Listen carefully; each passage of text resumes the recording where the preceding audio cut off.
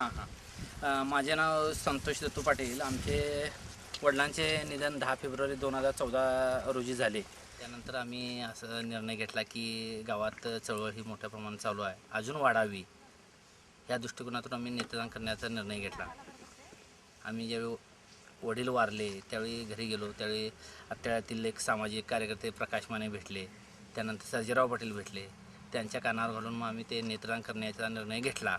वडिलांचे दुकान एक 40-45 वर्षापासून इथं चालू होते. त्यानंतर त्याचे आम्ही लहानाचे मोठे झालो.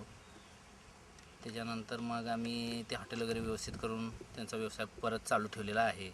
नेत्रदान करण्यापाठीमागं कारण आमचे जरी वडील वारले तर त्यांच्या म्हणजे त्यांची दृष्टी ही कुणाला तरी जाऊन मिळावी आणि त्या माध्यमातून कुणाला तरी त्याचा फायदा व्हावा, जग बघायची त्यांना एक संधी मिळाली.